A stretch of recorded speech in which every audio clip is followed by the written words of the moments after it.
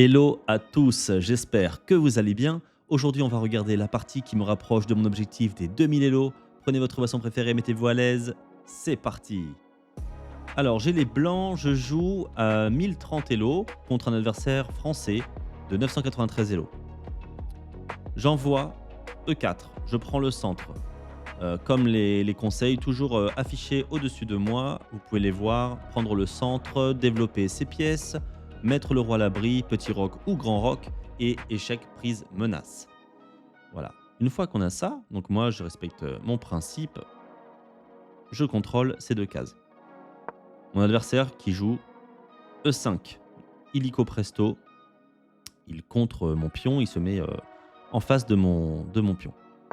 Je développe mon cavalier, j'attaque ce pion, et mon adversaire qui nous joue une variation roi-roi. Les cavaliers du roi. Il développe son cavalier pour protéger ce pion. Maintenant, je ne peux plus prendre ce pion. J'envoie D4. Ouverture écossaise pour prendre le centre, encore une fois. Et cette fois-ci, j'attaque ce pion. Alors, je pourrais prendre, s'il reprend, ce serait une erreur de sa part, et je reprendrais du cavalier. Je peux aussi pousser pour le coup d'après. Donc, c'est l'idée de cette écossaise. Il répond en développant un autre cavalier, mon adversaire qui respecte les principes, évidemment. On n'est plus à 400, 500, 600 Elo. Il y a beaucoup moins d'erreurs déjà.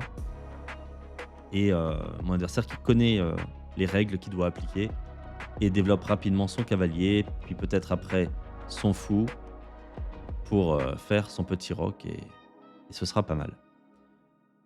J'envoie pion prend E5. Alors j'étais pas sûr de ce coup. Maintenant quand je le re-regarde, je me dis c'est un peu bizarre parce que bon, je prends le pion certes, il peut pas prendre.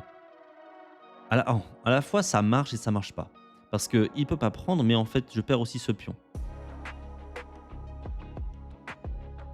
Et je me dis bon, peut-être qu'il fallait mieux pousser si on recule, si on revient en arrière, voilà.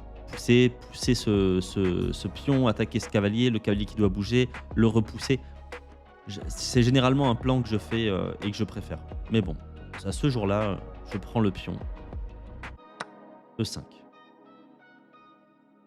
Mon adversaire qui répond, cavalier, prend E4. Évidemment, le coup qu'on redoutait parce qu'on ne voulait pas perdre ce pion, mais bon, il nous prend ce pion. Je joue directement Dame 2 pour attaquer ce cavalier. Je dis à son cavalier qu'il doit bouger. Alors, il peut le protéger comme... il peut le protéger comme ça. Voilà, il y a plusieurs manières de le protéger. Il peut aussi partir. Il n'a pas beaucoup de cases. Hein. Ici, il ne peut pas à cause du pion. Ici, il ne peut pas à cause du fou et du cavalier. Alors, je pourrais reprendre du cavalier. Et s'il reprenait de la dame, il perdrait la dame. Donc, il ne peut pas aller là-bas. Il ne peut pas aller ici. Je doublerai les pions. Je prendrai par le pion et je doublerai les pions. Et je pourrais ouvrir ma colonne pour la tour. Ma tour H. S'il va là-bas... Donc on avait dit s'il fuyait. Hein. Donc s'il fuit, là-bas, je vais gagner un temps et je vais développer un fou. Mon adversaire qui joue pion D5. Il protège ce cavalier. Tout à l'heure, j'ai mentionné qu'on pouvait le protéger avec ce pion-là, rappelez-vous. Maintenant, il le protège avec pion D5. Et là, on va rentrer dans quelque chose qui est très intéressant, surtout quand on est débutant. On va s'intéresser à une prise qui s'appelle la prise en passant. La prise en passant, c'est lorsque un pion se retrouve à côté d'un pion sans passer par cette case-là. Il aurait pu pousser et puis faire ça. J'aurais pu prendre, mais il aurait pu reprendre. Et bien, lorsqu'on fait ça, c'est un peu comme si il était passé par là, en une seule fois. Donc, on a la légitimité de pouvoir le prendre en passant. Normalement, vous savez que les pions prennent en diagonale. Et bien là, il prend en passant. Et c'est ce que je vais faire. Je le vois directement et je le prends. Et ça donne ça. Voilà. Vous voyez, c'est un coup un peu spécial parce que la prise en passant, c'est vraiment lorsque le pion est à côté de son autre pion dès le premier coup. Et je prends. Je fais disparaître le pion. Maintenant, il peut reprendre de la dame ou du pion, ou du fou, ou du cavalier. Ah non, le cavalier, il ne peut pas parce qu'il est cloué. Voilà, il est, vous voyez, le clouage absolu. Voilà, je pensais comme ça, directement qu'il pouvait prendre, mais il ne peut pas. Voilà, il est cloué. S'il part, il ne peut pas partir du coup, mais s'il partait, il serait échec au roi. La dame mettrait échec au roi. Donc, clouage absolu. Notre adversaire qui reprend de la dame. Évidemment, je prends ce cavalier qui n'est pas protégé. Et là, il a un tas de coups, hein. Il peut faire fou ici pour couvrir l'échec. Il peut mettre son cavalier là-bas. Il peut développer son fou pour faire petit roc. Je pense que c'est le meilleur coup d'ailleurs. Il peut mettre la dame, mais on échangerait les dames. S'il met les dames là, en échange. Enfin voilà, c'est très compliqué. Donc je mets cet échec. Et il revient avec son cavalier. J'aurais préféré, si j'avais été les noirs, j'aurais certainement joué fou E7. Toujours prendre le temps. C'est pas parce qu'il y a un échec qu'il faut s'empresser. Et là, c'est ce qu'il a fait. Il s'est empressé. Pourquoi pas développer... Parce que là, vous voyez, ce cavalier était très bien développé. Case naturelle. On rappelle les cases naturelles, c'est ces cases-là pour les cavaliers. Et là, il refait un coup de cavalier. Donc, il perd un temps. Et il va bloquer ce fou. Mais c'est terrible. Alors qu'il pouvait juste faire ça. Fou E7. Il parait l'échec. Donc, il n'y avait plus d'échec. Et après, il faisait son petit roc. C'est pas grave, hein. Moi, ça me va. Moi, je continue mon développement. Et vous voyez, cette magnifique case pour le fou. Alors, j'aurais pu aller là. Mais peut-être qu'il y avait autre chose. Enfin, ici, trop, ça sert à rien. Je vais perdre un temps parce qu'une fois que mon fou ici, il va se faire chasser par le pion, par ce pion-là. Donc, je vais devoir reculer.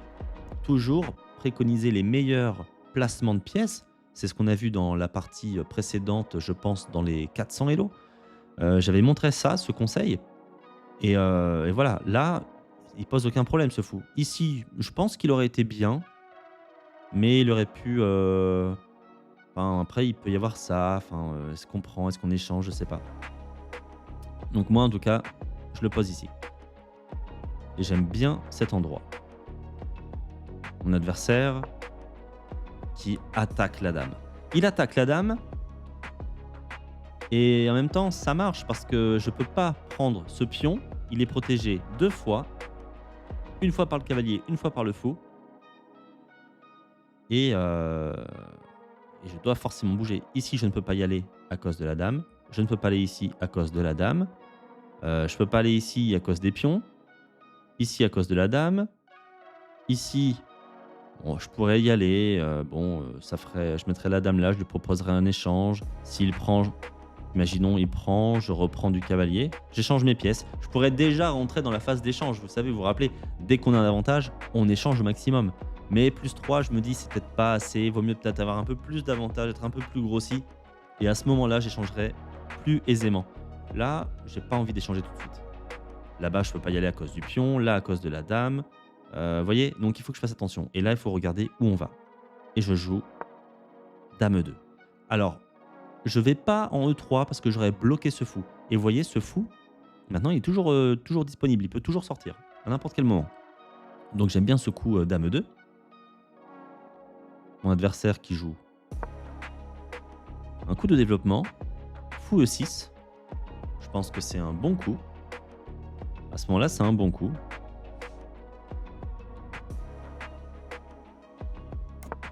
Et je fais petit roc. Je fais petit roc. J'ai 1, 2, 3 pièces de sortie. Il en a 3 aussi. Il n'a pas fait petit roc et grand roc. Vous voyez que son cavalier bloque complètement son fou. Donc pour le petit roc, c'est pas maintenant. Il peut faire grand roc. Donc le roi se retrouvera ici et la tour là-bas. Le roi ici et la tour ici. On saute toujours de 2. Pourquoi pas. Mon adversaire qui fait grand roc. Je continue mon développement. Magnifique, coup naturel du cavalier C3. Très bien placé, les 2 cavaliers qui se regardent. Magnifique. Une très belle position. Mon adversaire qui joue un coup de cavalier. Il replace son cavalier. Je pense qu'il a compris qu'il avait fait une erreur tout à l'heure. Il avait bloqué son fou, il regardait son fou, c'est pas beau. Il tape dans son pion, il tape dans la dame, il est encore bloqué. Il faudrait jouer un coup comme ça pour le ressortir là-bas, potentiellement, mais ça va pas parce que même ça, s'il mettait son fou là, je le prendrais directement. Donc voilà, vous voyez comme quoi bien développer ses pièces dès le début, ne pas faire de coups, prendre le temps, prendre le temps de les replacer. Même si vous mettez 30 secondes, 1 minute, vaut mieux mettre 1 minute pour bien replacer sa pièce que 10 secondes ou 5 secondes et sous la pression et avoir un placement de pièce qui est pas beau et pas homogène. Et du coup, pas efficace. Parce que quand c'est pas homogène, on perd en efficacité. Cette fois, je joue pion à 3. Alors, je ne sais plus pourquoi c'était mon idée. Je pense que je veux interdire... Ah oui, ça y est. Je veux interdire la venue de ce cavalier ici. Parce que je vois que le cavalier peut venir là, menacer de prendre le fou. J'ai pas envie de perdre le fou, donc je joue ce joli coup de pion à 3. Et maintenant, le cavalier ne peut plus aller ici. Sinon, je prendrai le cavalier. Donc ça, c'est un petit coup prophylactique, pardon. Un coup de prophylaxie. Et la prophylaxie, c'est anticiper. C'est un coup d'anticipation. J'anticipe le coup qui vient. Alors, j'anticipe pas très loin. Hein. Je calcule pas 10 coups, 7 coups. Non, non, juste un coup. Je reviens ici et je me dis, oulala, si ce cavalier elle est ici, donc je vois juste un coup et je me dis, ben, j'ai pas envie qu'il aille là parce qu'il va m'attaquer ça. Je joue ça et terminé. Donc on n'est pas des grands génies. Hein. C'est vraiment très très logique. Et du coup, on voit que cette idée, il avait cette idée-là. Il avait bien l'idée avec son cavalier de replacer, revenir là. Et maintenant, il voit qu'il peut plus aller ici. Et ben, il vient là-bas. Donc, c'était vraiment son idée. Alors, le mieux, serait pour tout bloquer, c'était pas ce pion-là. Mais on peut pas le faire, bien évidemment. Ça aurait été ce pion-ci qui aurait empêché ça et ça. Et là, on aurait complètement annihilé toute attaque possible du cavalier. Mais évidemment, je peux pas le faire, bloqué par le cavalier. Donc, il joue ça. Il attaque le cavalier et moi je me dis, j'ai plus 3, j'échange au maximum. Il doit reprendre de la dame. Et c'est chose faite. Or là, j'ai plusieurs coups. Là, je vois par exemple, j'ai ça qui attaque la dame. Qu'est-ce que j'ai d'autre? J'ai aussi développé mon fou. Il faudrait que je développe mon fou pour placer mes tours dans les colonnes. Les colonnes centrales, on a déjà expliqué dans des vidéos précédentes. Je développe le fou et j'attaque la dame. Je pense savoir, c'est encore mieux. Parce que là, je replaçais seulement le cavalier en attaquant la dame. Mais je développais rien, il était déjà développé. Maintenant, je développe mon fou, ma dernière pièce mineure. On rappelle que ces fous et le cavalier sont les pièces mineures. Et les pièces tour et dame sont les pièces majeures, les pièces lourdes. Donc développement du fou, protégé par la dame, protégé par le pion, attaquant la dame, magnifique. Il recule. Il est obligé de reculer. À ce moment-là, j'envoie tour F1 en D1. Alors j'aurais pu... Je suis pas fan avec le recul, j'aurais plutôt joué la tour A1 en D1. Tour AD1, on dit tour AD1 parce qu'on n'a pas besoin de dire qu'elle est en A1. Tour AD1 parce que c'est plus logique. C'est la tour de gauche, elle va dans la colonne de gauche. Là, on voit que si je mets la tour de droite, qui est à droite, qui devait prendre cette colonne de droite et qui va à gauche, et ben du coup ça empêche un peu l'activité de celle-ci dans les colonnes centrales. Donc ça, c'est un petit peu dommage. Mais bon, c'est pas grave, c'est fait. Mon adversaire qui joue un coup de roi. Alors, j'ai pas trop compris. Ah, je comprends. En fait, là, maintenant, il se dit, vu qu'il a fait grand rock, on avait déjà vu ça dans la partie des 400 Elo aussi, quand on fait grand rock, notre roi n'est pas centré avec ses pions. Il est toujours sur la bordure. Et là, il se dit, il a peur de perdre ce pion. Donc, il va là-bas. Sachant qu'il y a un coup qui est très très très sympa pour éviter de déplacer ce roi. Quand on prend ce fou, on peut enfermer le fou juste en jouant pion D6. Vous pouvez imaginer, fou prend B7, donc on gagne un pion. Notre fou se retrouve ici. Et l'adversaire, avec les noirs, joue le joli coup pion B6 qui enferme le fou. Et le fou ne peut plus ressortir. S'il va là-bas, le roi le prend. S'il va ici, reprend un pion et l'adversaire reprend un pion. Alors il aura perdu 2 pions, mais il aura gagné un fou. Et aussi, le roc sera complètement détruit. Donc il joue ce petit coup pour éviter les problèmes. Et reprendre du roi, si besoin, reprendre du roi ici. Ce que je comprends amplement. Et là, je joue un joli coup. Fou C4, attaque le fou. Tour D1, attaque la dame. Ils attaquent partout. S'il prend, je prends. Il reprend et je mate, par exemple. Si le fou prend, dans l'ordre des coups, s'il prend, il prend mon fou. Je prends d'abord la dame. Il se venge, il prend ma dame. Mais ma tour est toujours là et je reprends la tour et c'est mat. Mat du couloir. Donc c'est assez compliqué. C'est assez compliqué. Il doit, là, le meilleur coup pour lui, c'est de bouger la dame. C'est la bouger ici. Alors certes, il y a une menace ici, mais pas la bouger ici, sinon il perd le fou. Enfin non, même en étant là-bas, et que si je prends le fou, il pourra reprendre ici. Par contre, ça irait pas. Pourquoi? Parce que s'il fait dame ici, fou prend, dame prend, je fais tour prend tour, échec et mat. Ah non, c'est pas échec et mat.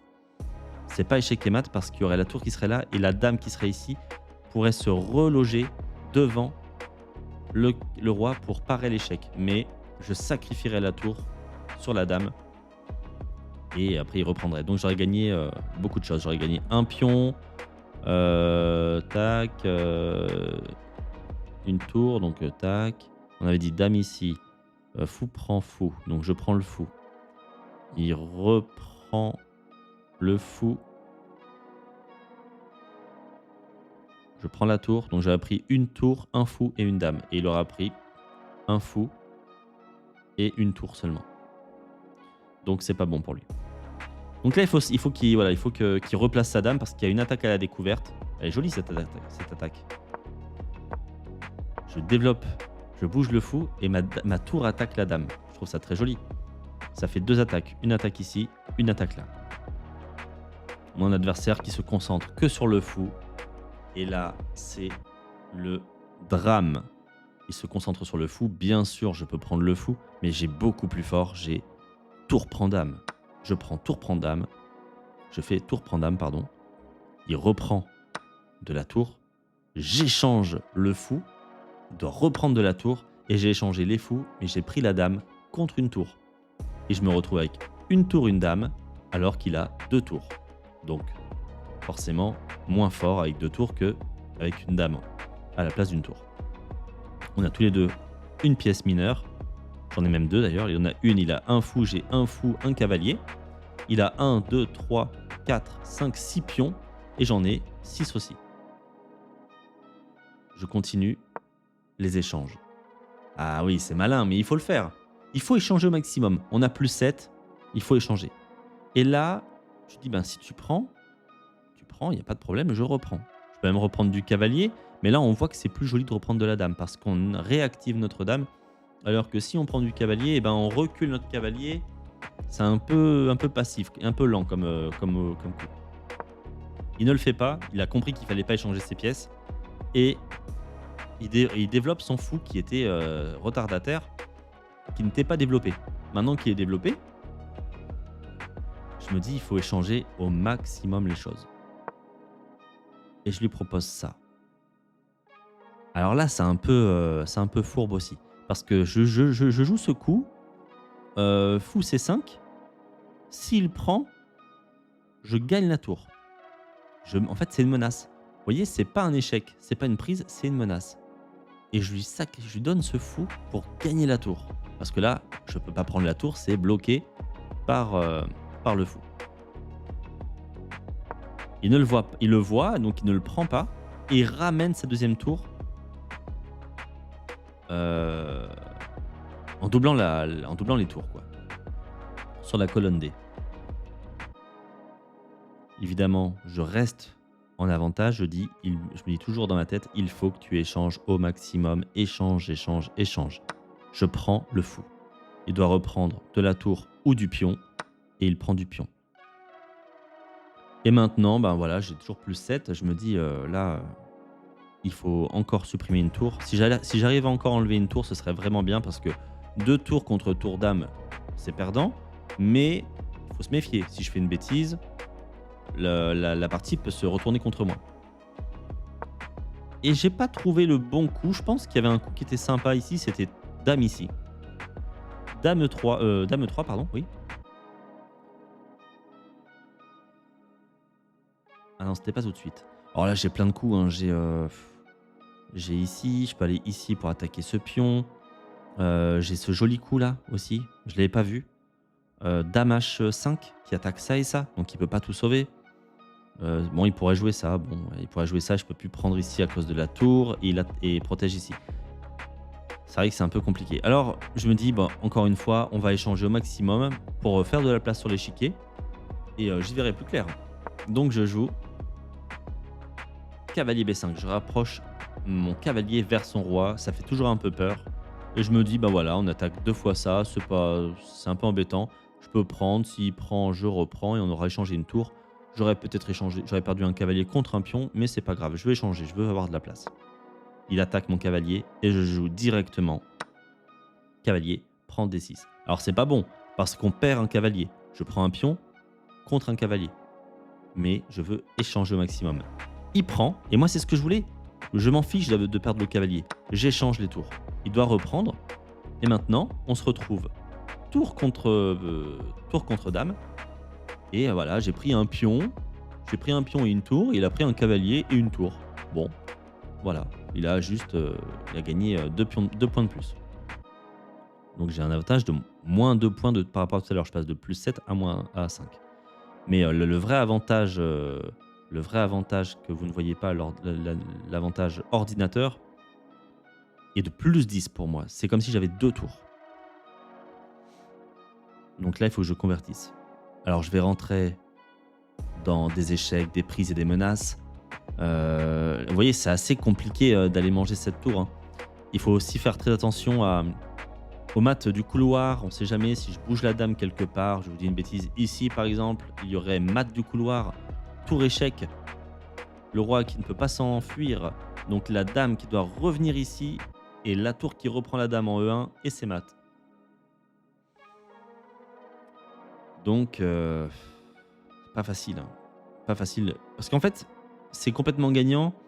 Mais quand on est très gagnant, on n'a pas envie de faire d'erreur. Et avec un peu trop de confiance, des fois, on oublie les bons coups et on se prend un mat du couloir. Donc là, il faut quand même que j'enlève des pions qui me posent problème. Je fais échec. Je rentre dans la méthode EPM, échec, prise, menace. C'est le point numéro 4 qui s'affiche au-dessus de ma tête. Et c'est le dernier point. On a pris le centre, on a développé nos pièces, on a mis le roi à l'abri. Et maintenant, on se concentre sur échec, prise, menace. Alors, il ne peut pas mettre la tour devant, sinon il perd la tour sur échec. Et on est très content, ça fait prise et échec en même temps. Nous, il faut qu'on fasse très attention, on a dit, au mat du couloir. Donc il doit jouer, lui, c'est son tour, hein, bien sûr. Là, il ne faut pas faire de bêtises, parce que si on fait une erreur, je sais pas, par exemple, aller là-bas, là, pour attaquer les pions, etc., c'est mat. Vous voyez, on a une dame de plus, mais on peut se prendre mat en une fraction de seconde. Directement, je cloue la tour. Alors, c'était pas le meilleur coup. Le meilleur coup, c'est potentiellement faire une petite ouverture ici pour aérer le roi. On ouvre ici. S'il nous fait échec, on remonte.